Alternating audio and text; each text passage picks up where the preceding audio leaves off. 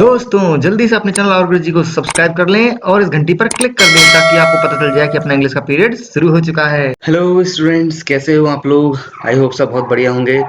और बच्चों, आज हम द पुली जो हमने रिसेंटली पढ़ी उसी का क्रिटिकल एप्रिसिएशन है जो मैंने आपकी गाइडेंस के लिए बनाया है। एक तरीके से इसको फाइनल आंसर मत समझना, बट ये आपकी हेल्प करेगा, तो इसको मैं समझाऊंगा आपको। और बच्चों, इसकी जो पीडीएफ होगी, मैं जितनी भी मतलब वीडियोस की क्रिटिकल एप्रिसिएशन बनाता हूँ जो पोएम्स के, उनकी पीडीएफ डिस्क्रिप्शन बॉक्स में उनका लिंक डाल देता हूँ। आप उस लिंक पे क्लिक करके डाउनलोड कर सकते हैं, ठीक है? तो इसकी भी आपको डिस्क्रिप्शन बॉक्स में इसका लिंक मिल जाएगा, वहां से आप डाउनलोड कर लेना। तो बच्चों, अभी हम लोग बेसिकली पहले देखो, राइटर राइटर हमारा कौन है? जॉर्ज हर्बर्ट है, जो भी 1593 में पैदा हुआ था, 1633 में डेथ हो गई थी। बहुत अच्छी फैमिली से बिलोंग करता था, मतलब पैसे वाली फैमिली थी, कोई समस्या नहीं थी वैसे। और प्रीस्ट बनना चाहते थे हमेशा से। क्या बनना चाहते थे? प्रीस्ट, पुजारी बनना चाहते थे। तो फिर उन्होंने पढ़ाई आगे करने के लिए ट्रिनिटी कॉलेज कैम्ब्रिज में एडमिशन लिया, है ना?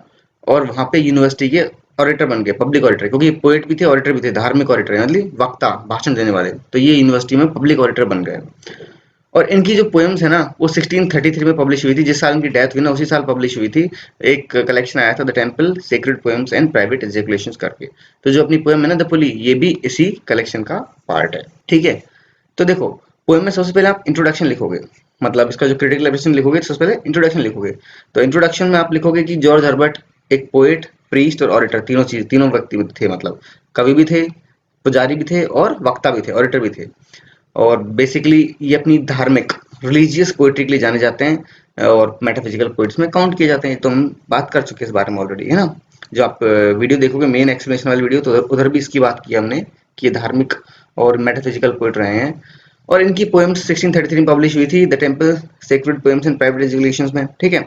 और पुली भी उन्हीं में से एक पोएम है। तो बेसिक इंट्रोडक्शन देना है पहले तो अपन को राइटर का और पोएम का, ठीक है? फिर हम आते हैं सेंट्रल आइडिया पे। तो सेंट्रल आइडिया में हम बताएंगे कि जो पुली है ना, ये एक बिब्लिकल स्टोरी पर बेस्ड है, यानी बाइबल में कहानी है उसके आधारित पे ये बेस्ड है। And that story states that कि गॉड है ना, उसने सबसे पहले जब इंसान बनाया था ना, तो उसने उसमें सारी क्वालिटीज डाली थी, सारी क्वालिटीज फर्निश की थी, सारी क्वालिटीज डाली थी, एक्सेप्ट रेस्ट, रेस्ट के अलावा। सिर्फ रेस्ट नहीं डाला उसकी लाइफ में, बाकी सारी क्वालिटीज उसको दी, है ना? तो गॉड एक्चुअल में क्या करता, मतलब वो नहीं चाहता था कि जो ह्यूमन है ना, उसके अंदर मतलब सारी क्वालिटीज के बाद में ऐसी कंडीशन आ जाए कि वो आराम की जिंदगी में इतना लिप्त हो जाए कि वो गॉड को ही भूल जाए, है ना? तो वो ये नहीं चाहते थे कि ह्यूमन टोटली एनग्रॉस हो जाए लग्जूरियस और रेस्टफुल लाइफ में, इसलिए उन्होंने रेस्ट छीन लिया इंसान की जिंदगी से। एक तरीके से रेस्ट दिया ही नहीं, मतलब छीन क्या लिया, दिया ही नहीं। तो उन्होंने रेस्ट उसकी लाइफ में डाला ही नहीं, ताकि गॉड को वो हमेशा याद रखे, ह्यूमन उसको रिमेम्बर रखे, गॉड को हमेशा याद रखे कि उसका क्रिएटर कौन है। और एंड में वो ढूंढता ढूंढता वापस, मतलब आराम की, रेस्ट की, शांति की तलाश में वो गॉड के पास ही पहुंच जाए। तो इस तरीके से मतलब गॉड की प्लानिंग थी कि एंड में रेस्ट उन्होंने अपने पास में रख लिया, ताकि वो जो उसके क्रीचर्स हैं, उसके बच्चे हैं, ये ह्यूमन है, ये लौट के उसके पास ही आए। थीम्स में हम लोग तीन थीम्स मैंने इंक्लूड करी है, human nature, religious elements and father and child. तो ह्यूमन नेचर बेसिक चीज है बिल्कुल, कि पोइट ने इसको मतलब समझाने की कोशिश करी है कि भाई एक बिब्लिकल स्टोरी के थ्रू कि जो ह्यूमन नेचर है ना, वो इस तरह का है कि हम लग्जरी लविंग क्रीचर्स हैं। क्या है? लग्जरी लविंग क्रीचर्स, आम मतलब आराम प्रिय इंसान है, मतलब हम लोग आराम प्रिय प्राणी है, हमको आराम चाहिए। तो गॉड ये बात जानता था, समझ गया था ढंग से कि ये ह्यूमन है ना, ये तो आराम प्रिय हो जाएगा अगर इसको मैंने रेस्ट भी दे दिया तो। इसलिए उसने रेस्ट दिया ही नहीं, अपने पास रख लिया। He kept the rest with himself, है ना? तो पोएम बेसिकली पूरी ढंग से मतलब समझाती है इस चीज को, किसको? ह्यूमन नेचर को, मतलब एक तरह से उसके साथ में अच्छी तरह डील करती है कि भाई ह्यूमन नेचर इस तरह का है कि इसलिए तो गॉड ने रखा रेस्ट अपने पास में, कि ये इंसान है, ये सारे भोग विलास सब आराम की जिंदगी में व्यतीत कर देगा, ठीक है? मैंने इसको सारी क्वालिटीज दी, सारे मतलब बोल सकते हो धन दौलत क्वालिटीज वाली सब चीज दी है, but I will keep the rest with my self, कि मैं रेस्ट को मेरे साथ ही रखूंगा। कारण ये है कि मैंने इसको रेस्ट भी दे दिया तो ये फिर बिल्कुल मेरे को भूल जाएगा, ठीक है? तो ये ह्यूमन नेचर को दर्शाती है। साथ में रिलीजियस एलिमेंट्स इसमें है पोएम में। पोएम एक रिलीजियस है नेचर में। और जैसे मैंने बताया कि जॉर्ज हर्बर्ट तो धार्मिक मतलब कविताएं लिखने के लिए फेमस थे। तो पोएम एक रिलीजियस पोएम है, इसका पूरा बैकग्राउंड बाइबल का है, ठीक है? ये दिखाती है कि गॉड ने ह्यूमन को बनाया, उसने क्रिएशन करी और उसमें सारी क्वालिटीज डाली, परंतु उसमें उसने एक चीज नहीं डाली। क्या नहीं डाली? रेस्ट नहीं डाली।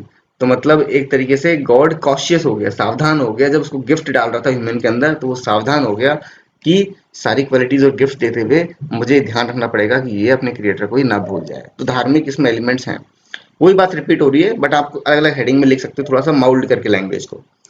Father and child. Father and child बोल लो कि मदर एंड चाइल्ड बोल लो या फादर एंड मदर चाइल्ड बोल लो, ठीक है। इसमें स्ट्रॉन्ग थीम है फादर एंड चाइल्ड की कि फादर जो है मतलब गॉड है, फादर कौन है, गॉड। वो अपने बच्चे यानी उसकी जो क्रिएशन है अपने चाइल्ड, उसके लिए सबसे अच्छा चाहता है। मतलब देखो जब भी आप फादर तो अपने बच्चे के लिए चाहोगे कि उसको सब खुशियां मिले, आप उसके लिए अच्छा चाहोगे, मतलब बेस्ट चीज चाहोगे उसके लिए, है ना, कि उसके साथ बेस्ट हो। तो उसने क्रिएशन करी इंसान की और चाहा कि ये जो मेरी क्रिएशन है सबसे बेस्ट रहे वर्ल्ड में, तो उसने सारे बेस्ट फीचर है उसके अंदर डाले, ठीक है। बट जो फादर है ना वो ये भी चाहता है कि उसका चाइल्ड हमेशा उसके आसपास रहे और उसको कभी भूले ना। इसलिए गॉड ने भी क्या किया, उसी इंटेंशन के साथ में कि भाई अगर मैंने इसको रेस्ट दे दिया तो ये रेस्ट के साथ में मेरे से दूर हो जाएगा, इसलिए उसने रेस्ट अपने पास में रख लिया, रेस्ट इंसान से दूर रहने दिया, ताकि वो इंसान वापस से कहाँ कहाँ आ जाए, toss back to his breast, उसकी छाती के पास में आ जाए, कहने का मतलब उसके पास में आ जाए, गॉड के पास में ही वापस आए। जब देखो जब बच्चे को कुछ मिलता नहीं है तो लौट के अपने माँ बाप के पास ही जाता है ना, बिल्कुल उसी तरीके से कि अगर इंसान रूपी बच्चे को अगर रेस्ट नहीं मिलेगा तो लौट के अपने फादर यानी गॉड के पास ही जाएगा वो। तो ये थीम्स हो गई। फिगर ऑफ स्पीच कोई मेटाफर है। ग्लास ऑफ ब्लेसिंग्स जो फ्रेज यूज किया गया है ना, वो एक्चुअल में ह्यूमन क्वालिटीज के लिए है, glass of blessings human qualities के लिए है। और जूल, ये जूल टर्म जो यूज की कई बार, ये जूल भी ह्यूमन क्वालिटी के लिए इस्तेमाल की गई, तो ये मेटाफर है। देखो मेटाफर क्या होता है, अगर मैं बोलता लाइक ग्लास ऑफ ब्लेसिंग या लाइक अ जूल, है ना, मतलब उसके जैसा, तो हम उसे सिमिली बोलते, क्या बोलते, सिमिली बोलते। परंतु यहाँ क्या है, सीधा हमने उसको फ्रेज दे दिया glass of blessing, like glass of blessing नहीं, ग्लास ऑफ ब्लेसिंग। तुलना तो हम यहाँ भी कर रहे हैं क्योंकि अब एक्चुअल में कोई ग्लास थोड़ी ना है वो, तुलना तो यहाँ भी हो रही है, परंतु यहाँ तुलना दिख नहीं रही, तुलना छुप गई है। लाइक या एस जैसे शब्दों का इस्तेमाल करके हम तुलना को दिखाते हैं, जो कि सिंबली में होता है। इसमें मेटाफर में भी तुलना होती है परंतु तुलना छुप जाती है, सीधा सीधा हम फ्रेज यूज कर देते हैं, सीधा सीधा हम संज्ञा दे देते हैं सामने किस चीज को, है ना, कि ये तो वही है। होने को तो वो उसकी जैसी ही होती है, मीनिंग ये निकलता है, परंतु हम उसको सीधे बोल देते हैं ये तो वही है। तो ये मेटाफर है। पन, पन में क्या होता है कि एक ही टर्म के अलग अलग मीनिंग होते हैं। जैसे रेस्ट टर्म पोएम में दो मीनिंग है इसके, एक तरीके से एक बार तो कंफर्ट और मतलब आराम के लिए रेस्ट बोलते हैं हम लोग, कंफर्ट के लिए, और एक रिमेनिंग अदर्स। कई बार बोलते हैं ना तुम्हारे पास तुम्हें सब कुछ दिया जाएगा, रेस्ट, रेस्ट ऑफ दिस, मतलब इसके अलावा एक चीज को दे देंगे, बता देंगे कि इसके अलावा तुम्हें सब कुछ दिया जाएगा। तो जब इसके अलावा जो रिमेनिंग अदर्स, उसके लिए भी रेस्ट वर्ड इस्तेमाल होता है। तो रेस्ट की दो मीनिंग हो गई, एक तो आराम और दूसरा इसके सिवा, ठीक है।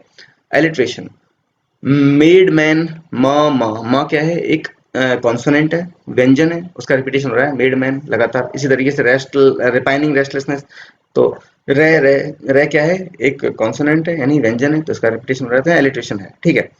कॉन्सोनेंस, अब वही same term made man and repairing restlessness, दोनों में कॉन्सोनेंस भी है। कैसे कि देखो मैं र, ठीक है, कॉन्सोनेंट साउंड का रिपीटेशन हो रहा है स्टार्टिंग में दोनों में, बट इस कॉन्सोनेंट साउंड के तुरंत बाद एक वोवल साउंड जो आएगी ना, वो वोवल साउंड चेंज होगी दोनों वर्ड्स में। जैसे कि मेड मैन, मे ए, और मैन ए, मैं, ए और अ दोनों वोवल साउंड बदल गई है।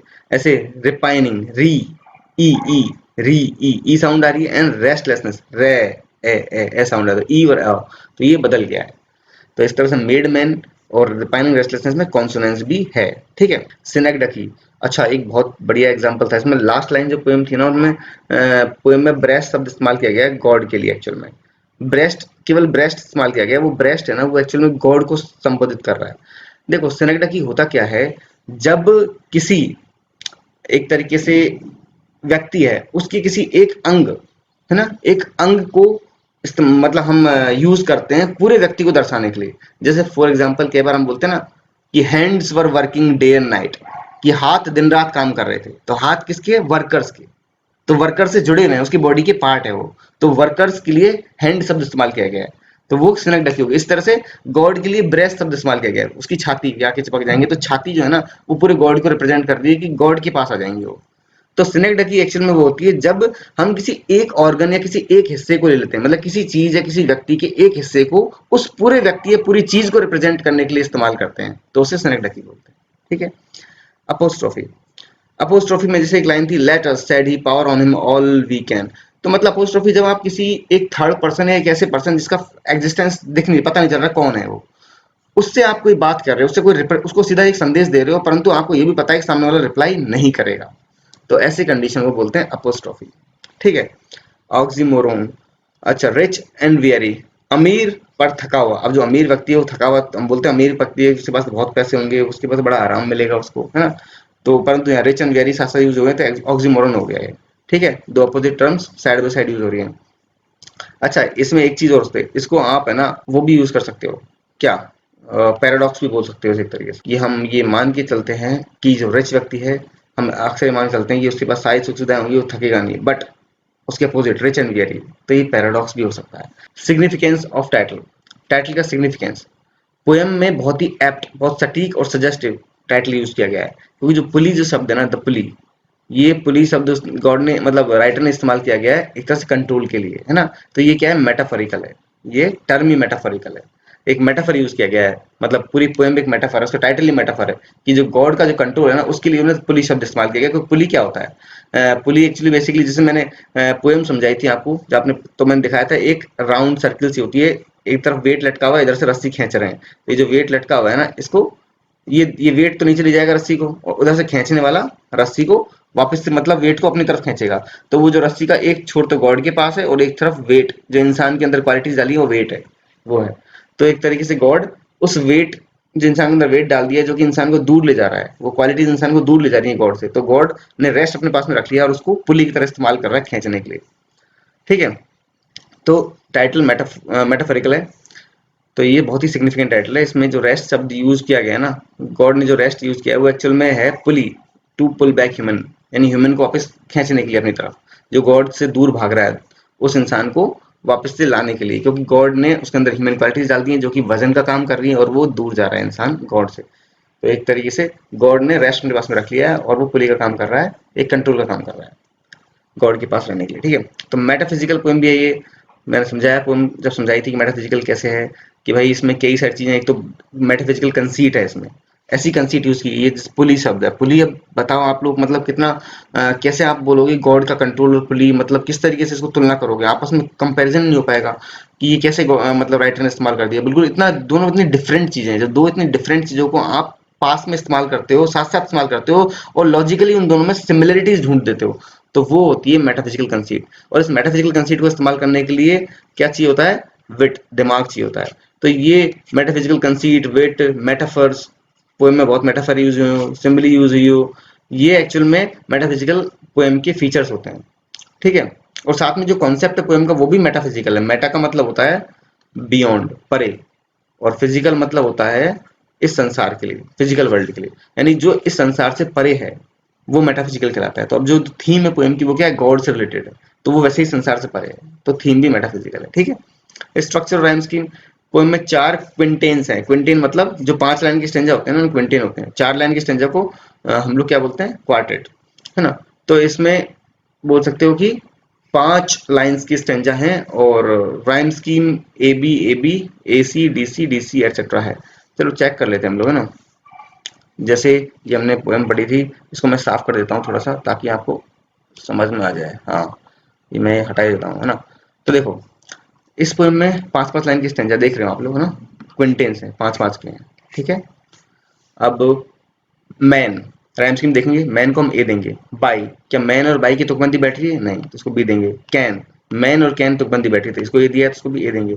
लाई, बाई और लाई की बैठ रही है, इसको बी देंगे, है ना। स्पैन, मैन कैन स्पैन, तो इसको भी ए दे देंगे। तो पहले स्टेंजा ए बी ए। ठीक है, इस तरह से वे, वे एक अलग ही हो गया। ठीक है, सी, प्लेजर अलग ही हो गया, डी, स्टे, वे और स्टे साथ में, तो सी, है ना। ट्रेजर और प्लेजर साथ में, डी, और ले, वे, स्टे, सी, तो सी डी सी। तो एक्चुअल में आप बोल सकते हो, आपको ऐसे बार बार लिखने के लिए यहाँ पे ई ऐसे करने की जरूरत नहीं है, आप सब में सेम ही पैटर्न यूज हुआ है ना। तो आप सीधा सीधा लिखते हो पोएम में ए बी ए वाला मतलब राइम स्कीम यूज हुआ है सारे स्टेंजा में, कॉमन एक इतना ही दिखा सकते हो केवल आप, ए बी ए यूज हो रही है, क्योंकि यही पैटर्न यूज हो रहा है सब में सेम बिल्कुल। ठीक है, तो ये हमारा क्या हो गया, क्रिटिकल एप्रिसिएशन खत्म हो गया यहाँ पे। अब इसमें आपको कुछ समझ में नहीं आया हो ना, तो मुझे बताना आप लोग, मैं कमेंट बॉक्स में पूछना मेरे से कि सर ये चीज समझ नहीं आई है, मैं वहां पे आपको दोबारा एक्सप्लेन कर दूंगा। ठीक है, आपको कोई समस्या वैसी नहीं आएगी इस पोएम को समझने में, क्योंकि मैंने बहुत डिटेल में समझाया आपको। पहले तो आपको पोएम समझाई, फिर क्रिटिकल एप्रिसिएशन भी ढंग से समझाया। तो इसके नोट्स आप डिस्क्रिप्शन बॉक्स में डाउनलोड कर लेना और ये वीडियो दूसरे बच्चों के साथ शेयर करना ताकि उनको भी हेल्प मिल सके। ठीक है बच्चों, मैं जल्दी ही मिलूंगा, तब तक के लिए good bye, see you soon, take care and happy Diwali.